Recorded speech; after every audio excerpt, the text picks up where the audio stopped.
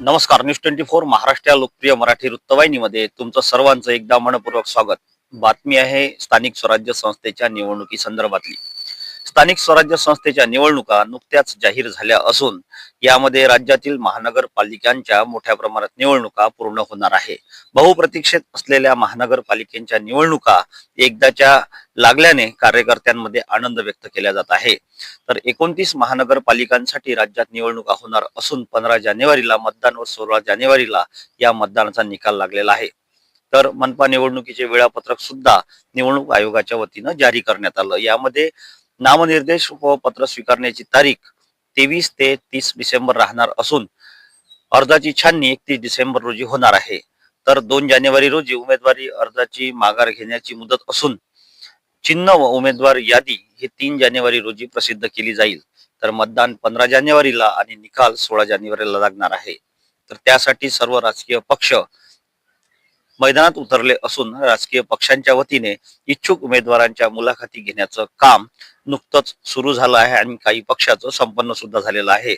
योग्य उमेदवाराला योग्य उमेदवारी मिळावी याकरता सामान्य नागरिकांचं मतदारांचं मत असतं.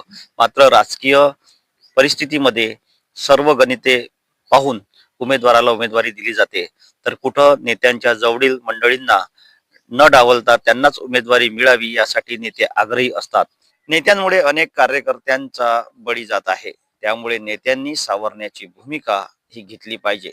तर कार्यकर्त्यांना योग्य न्याय देण्याचं काम हे नेत्यांचं त्या पक्षाचं आहे. मात्र या निवडणुकीमध्ये कुणाचं पक्षांतर होणार नाही ना, तर कुणी तिकीट न मिळाल्यामुळे नाराज कार्यकर्ते या पक्षातून त्या पक्षात, त्या पक्षातून त्या पक्षात उडी घेणार नाही ना याची काळजी सुद्धा निवडणुकीच्या तोंडावर राजकीय पक्षांना घ्यावी लागते. म्हणूनच राजकीय पक्षांच्या नेत्यांच्या वतीनं समतोल राखून तिकिटीचं योग्य नियोजन करून योग्य उमेदवाराला तिकीट देण्याचं काम पक्ष निरीक्षक करत असतात. मात्र अनेक ठिकाणी अनेक इच्छुक उमेदवार असल्याने, योग्य उमेदवार असल्याने काही कारणास्तव पक्षाच्या वतीनं त्यांना डावललं जातं. म्हणून हे चांगले उमेदवार दुसरा पक्ष आयात करतो आणि त्यांना उमेदवारी देतो.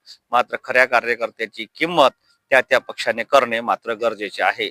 News 24 Maharashtra bureau, Amravati.